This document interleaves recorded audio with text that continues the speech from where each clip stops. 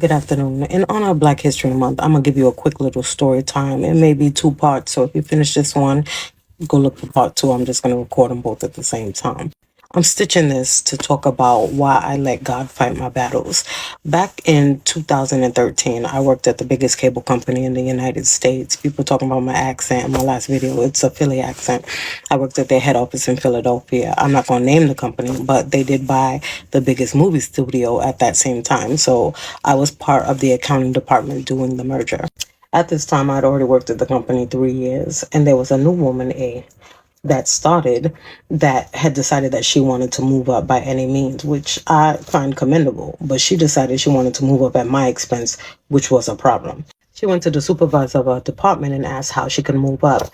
And one of the responsibilities of my accounting department was the bank download. When people pay their cable bill at the bank, we had to manually allocate that bill to their account as opposed to when you pay online. A lot of rural areas, a lot of elderly people didn't trust being online, and rural areas did not have the access to pay their bills online. So they paid it in the branch. Now, if the branch puts the wrong account number or what have you, the money just floats into our account. So when we do the bank download, we see what's there and we can allocate it correctly.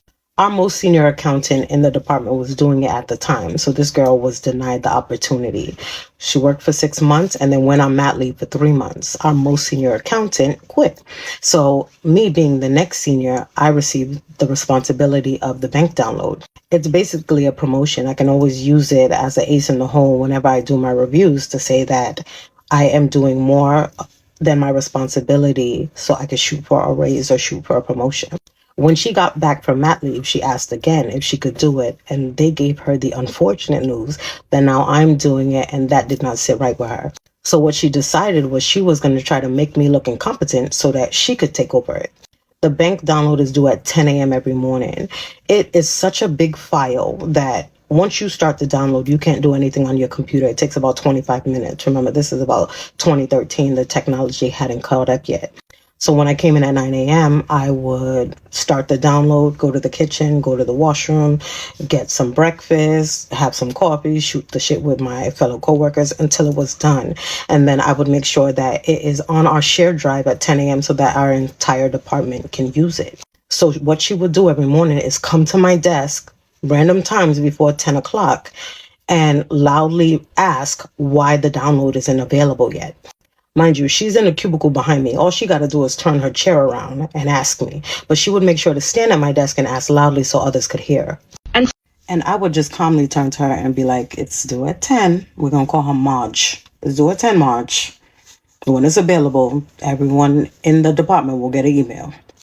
At this time, I'm eating the microaggressions because the company is paying 60% of my master's degree and I am 2 months out of graduating. This goes on for 2 weeks, and she comes to my desk every day and asks very loudly, why isn't it available? Everything comes to a head on a random Thursday. I'm in the kitchen with my fellow coworker. We're warming up our breakfast, and she runs in out of breath like she's being chased. She's like, Caroline, I've been looking all over for you. I don't know why, but okay. Where is the bank download? So I turned to him and I'm like, what time is it on your watch? He's like 9:40. I said, so it don't say 10. He was like, nah. I said, okay. So we both look at each other and then continue our conversation. She turns beet red and walks out the kitchen. Finish with the week. Following Monday, I get an email to come to HR. A few weeks prior, I had interviewed with our accounting office in Atlanta and it went very well. So I'm thinking that this is a meeting to transition me to the Atlanta office. There was no information on the meeting invite, so I actually had no clue what it was about. Walk into HR's office, Marge is sitting there. I lower into the seat like, HR is like, who's also another woman, is like, do you know why you're here? I said, no, you conveniently left it off the meeting invite. Well, Marge wants to say something to you. She pulls out a typed piece of paper, long as a dissertation, and starts to read it. On September 6th, Caroline, she's crying. Like if somebody from the Academy was there, she would have won an Oscar. These are the words she used. Was dismissive, was nasty, aggressive. I mean, of course, I always get aggressive because this is my voice and I don't put on a fake voice for work. Mean, just like she's making it seem like I choked an animal in front of her. So after she finishes, HR is rubbing her back and hands her some napkins to help her calm down because she's really laying it on thick, right? HR turns to me and is like, "Is there anything you want to say?" I was like, I'm just confused because I was bamboozled into this meeting. She was like, "Well, I would start with an apology." Well, I wouldn't because I'm not going to apologize for something I didn't do. She was like, "Well, if you don't apologize, I'm going to have to write you up." I said, "Write me up for what?" She said, "Not being a team player. And once you're written up, you can't transfer to Atlanta." Now, I didn't renew the lease on my apartment because I thought that come December 1st, I would be in Atlanta. Now, I know this and she knows this, and she wants me to beg. And one thing I can't do is beg. God didn't put me on this earth to be a beggar. So I say, if you feel like that's what you need to do, I mean, that's what you need to do. She sees that I'm not going to budge. So she doubles down and says, "Well, I'm going to have to put you on a performance improvement plan, a PIP." I said, "Okay, my performance has never come into question. So what is there to improve?" She goes, "To make sure that you're a team player, I'm going to give you a responsibility you need to do every day. And if you don't do it, you're going to be fired." She wants me to have a 15-minute conversation daily with Marge, and Marge gets to critique it and send her an email to confirm that it was done. I said, "Okay, I want you to put that in writing." "Oh, no, I'm just going to put down that I gave you a team building activity." "No, you won't put it in writing or I'm not going to do it." She says, "If you don't do it, you're going to be fired." "Well, we will see." She gives me the paper to sign. Of course, I refuse to sign it. I'm not going to put my signature on anything I don't agree with. And I go back to my desk.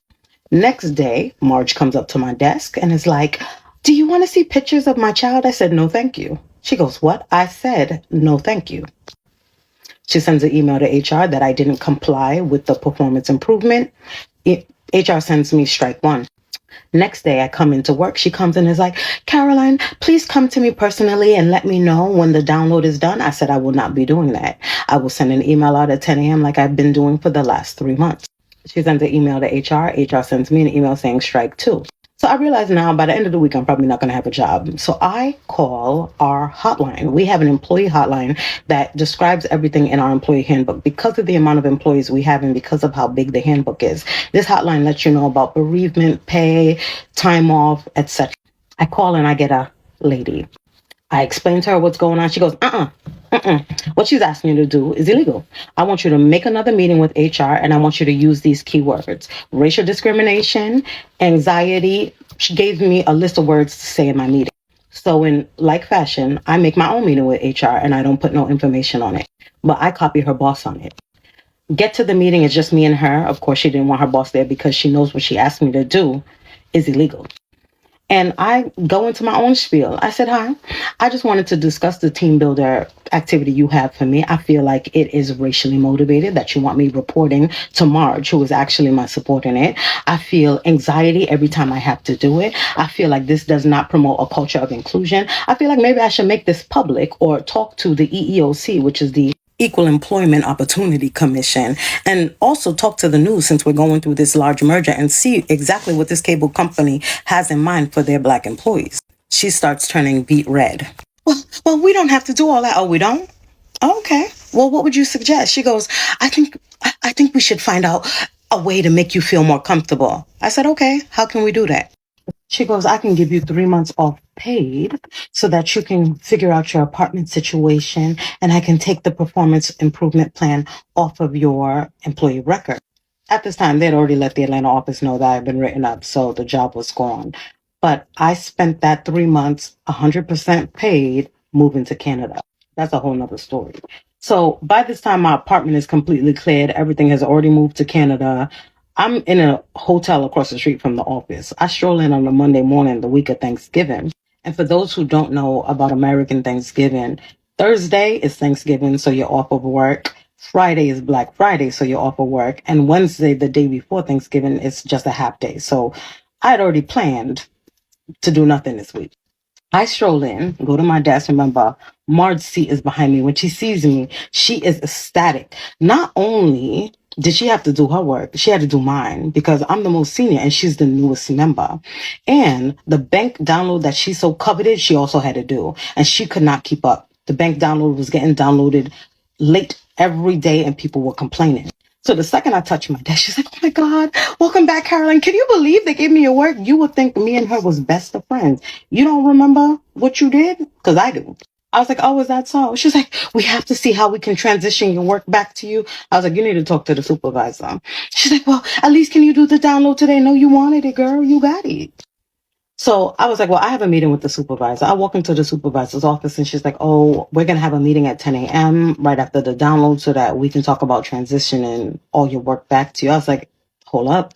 She's like, what? I was like, I'm giving you notice. She was like, notice of what? I said, oh, I quit. She was like, what? I quit because HR needed your approval to write me up and you gave it to them. So clearly y'all don't need me. I'm out. She's like, well, how are we getting 2 weeks? You're getting to the end of this week. She was like, Caroline, it's the week of Thanksgiving. Yep. She was like, we leave at 2 p.m. on Wednesday. We're off Thursday and Friday. She was like, so what can you do? Nothing. I sat at my desk for 2.5 days watching The Wire. So she was like, okay, well, on your way back to your desk, send Marge in here. I got to give her the news. Marge, they need you.